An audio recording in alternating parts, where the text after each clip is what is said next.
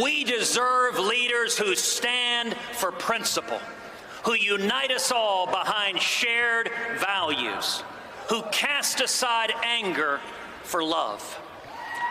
That is the standard we should expect from everybody.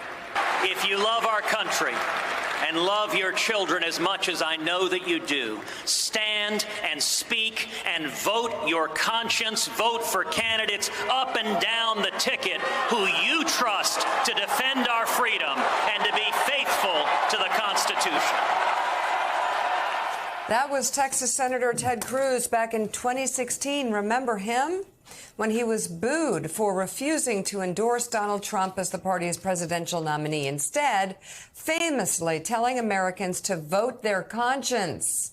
Fast forward 8 years later, and Cruz has fallen in line, along with the vast majority of the Republican Party behind Trump, endorsing him to be the party's presidential nominee for a third cycle in a row. Joining us now, staff writer at The Atlantic, Mark Leibovich. His latest piece is entitled "The Validation Brigade Salutes Trump." And in it, Mark, you write, quote, "The GOP once prided itself on being an alliance of free-thinking frontiersmen who embraced rugged individualism, a term popularized by Republican President Herbert Hoover.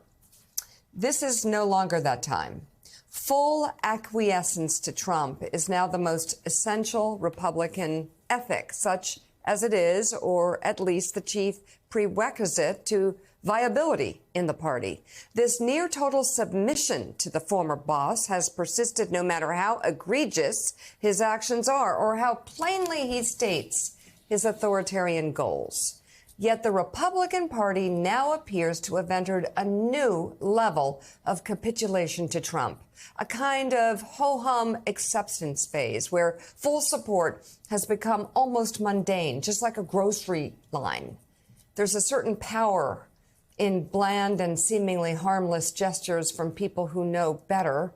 Permission structures strengthen over time. Complicity calcifies in obscurity. And, go ahead. No, you're going to do the list. I was just saying, it used to be that Republicans in the early days would have to justify mean tweets.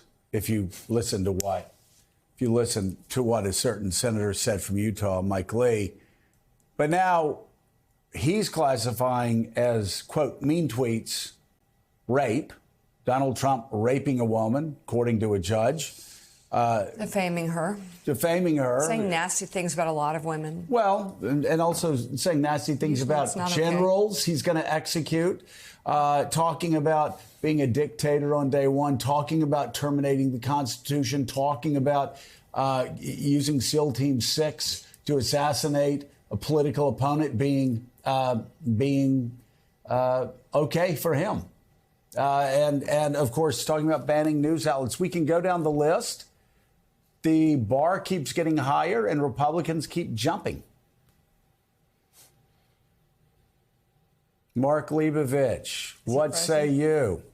Oh, Joe. Hi, guys. Basically, I wanted to... Good morning, Mark. Good morning. It takes me What did you want to do? Did you want to talk about the Beatles? Is that why you're here? Well, I mean, I'm kind of an elderly man with a he's a kind elderly man, short memory, very short memory, and thought he was here to talk about the 60th anniversary of the Beatles on Ed Sullivan. Can you imagine how big the Beatles would have been if, like, one of them were dating like Travis Kelce's sister or something like that? Anyway, so my piece. It's sort of taking it back to Ted Cruz. What I wanted to do was to juxtapose really what was, quite a spirited, relatively speaking, internal fight in the Republican Party about what Trumpism certainly was looking like then, or what people had their worst visions of Trumpism, and what it's become now. And what I wanted to look at was, frankly, the very mundane and banal, kind of adding to the list that the likes of John Cornyn, John Barrasso, Shelley Moore Capito, Marco Rubio, Cruz, Tom Emmer, just your standard garden variety, quote unquote, prominent Republicans who in the last few weeks have just sort of, almost as a matter of rote, just sort of put little releases out saying, I stand with Donald Trump. And, you can ignore everything they said about him after January 6th, everything, that they've said about him in the last however many years. This is just what they do now. And what I think it's really emblematic of when you look at, what Cruz said 8 years ago, and I remember being in the hall that night, and it was one of the most riveting things I've ever seen in politics, because it was even then quite rare to see someone stand up as fulsomely. But really, it's just so mundane now. I mean, Ted Cruz put his name on a list. Everyone else just sort of went along, and that's kind of the nature of complicity in general. You lose your fight over time. You become totally numb to it, and this is what the Republican Party is. And Mark, then there are the people who have taken it a step further, those particularly who want to be Donald Trump's vice presidential running mate, perhaps. Elise Stefanik, the congresswoman from New York, was on CNN last night where she said she would not have done what Mike Pence did on January 6th, meaning she would not have certified the election.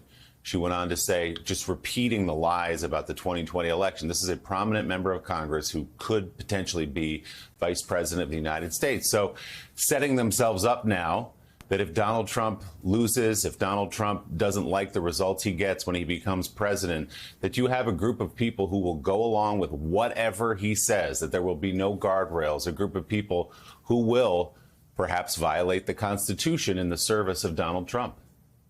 Yeah, I mean, you can focus. I mean, the Elise Stefaniks of the world, the Vivek Ramaswamis of the world. I mean, these are very flamboyant sycophants at this point. I mean, they're really kind of, in a very undignified way, I would say, kind of competing for his affection, maybe to be his running mate or some high-level position in the administration. Clearly, if he is elected, he is going to have a level of even greater authority, certainly in the party, and it's not like a Senate or Congress, made up of his party, whether they're the majority or not, is going to not sanction that. So he's going to have these sycophants around him. But again, I wanted to focus on the people who know better, the quote-unquote serious Republicans, the people who have said as much in the past, who certainly have said this privately and continue to say it privately, who continue to go along. And that's really where the strength of his power in, just how he's just sort of led an entire party of people who know better to bend their collective knee.